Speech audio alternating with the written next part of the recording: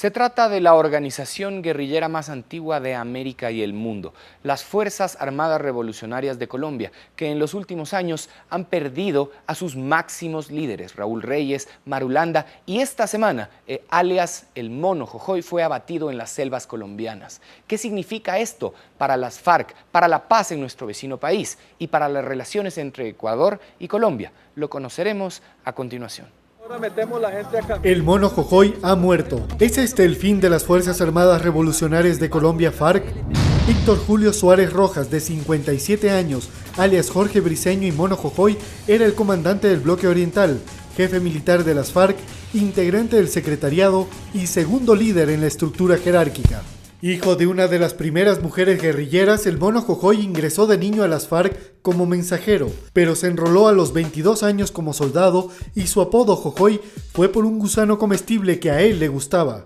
Su carrera militar rebelde duró 35 años y en la actualidad tenía bajo su mando en el Bloque Oriental, que aglutina varios frentes, el 40% de los guerrilleros, es decir, algo más de 4.000 soldados de un total de 10.000, según la revista Semana de Colombia. Sobre él pesaban 62 órdenes de captura, 5 condenas por homicidio y terrorismo. El gobierno de Colombia ofrecía $2.7 millones de recompensa.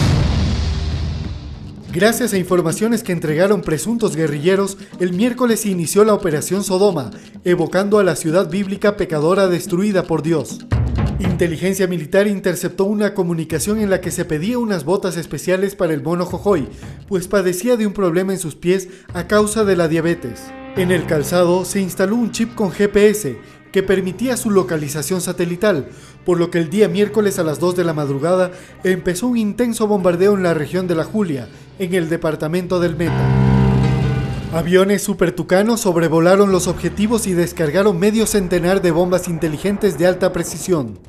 Ahí se destruyó un búnker donde murió el líder guerrillero y unas 20 personas más, aunque se estima que habían más de 1.000 rebeldes en el campamento. Encontramos la madre de todos los campamentos de las FARC, un campamento de más de 300 metros, 20 computadores, 68 memorias USB hasta ahora, 3 discos duros externos que nos van a proveer información muy importante.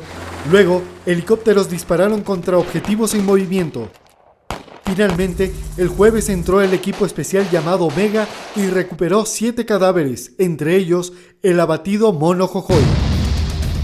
Se estima que se descargó más de 10 toneladas de explosivos, participaron 800 militares colombianos y últimos reportes indican que hasta el día viernes continuaban algunos encuentros con los guerrilleros, que huyen por la selva en desbandada según el ejército de ese país. Pero, ¿es este el principio del fin para las FARC? De ninguna manera.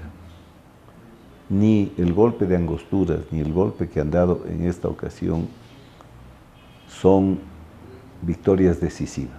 Estas victorias tácticas, deslumbrantes, podrían ser hasta un preludio de un endurecimiento de la operación. En el 2002, la televisión fue a la zona de despeje. En aquel tiempo, las FARC decían tener a su favor un ejército de 20.000 integrantes, por lo que eran una importante fuerza beligerante.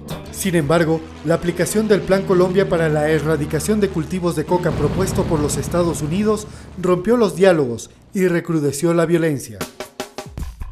Las primeras operaciones de una guerra de debilitamiento empezaron en el 2004, cuando se detuvo en Quito a Ricardo Palmera, alias Simón Trinidad, el banquero de las FARC. Un mes después cayó Nayibe Rojas, alias Sonia.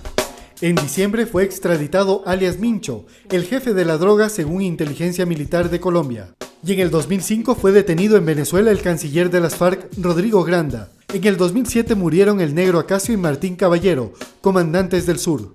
A comienzos del 2008, el gobierno colombiano se anotó su más importante victoria contra las FARC al abatir a alias Raúl Reyes, segundo en comando, en el controversial ataque al campamento de Angostura ubicado en tierras ecuatorianas, lo que desembocó en un rompimiento de relaciones entre Colombia y Ecuador. Días después de la muerte de Reyes, otro miembro del secretariado, Iván Ríos, fue abatido por su jefe de seguridad, alias Rojas, motivado por la millonaria recompensa que pesaba en su contra. En mayo se confirmó la noticia de la muerte por causas naturales de Pedro Antonio Marín, alias Manuel Marulanda o Tiro Fijo.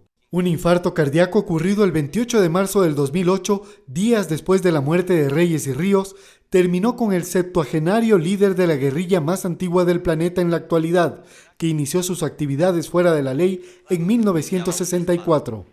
Pero el gran suceso del año 2008 fue la Operación Jaque, que el 2 de julio concluyó con el rescate de Ingrid Betancourt.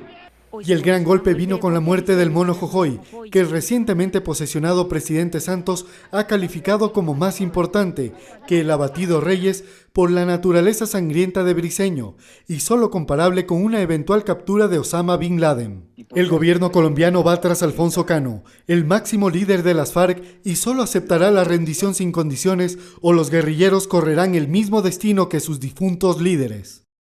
Es evidente el debilitamiento de esta longeva organización guerrillera que ha perdido a sus principales líderes y por lo menos la mitad de las tropas con las que contaba hace 10 años. Sin embargo, este último golpe podría no ser el que ponga fin a las FARC, ni tampoco al sangriento conflicto interno colombiano. En las guerras internas no hay héroes, porque nos matamos entre hermanos. Por eso el mérito supremo de una guerra interna es ponerle fin. Si algo le corresponde a América Latina, es tratar de incidir para que este conflicto se acabe.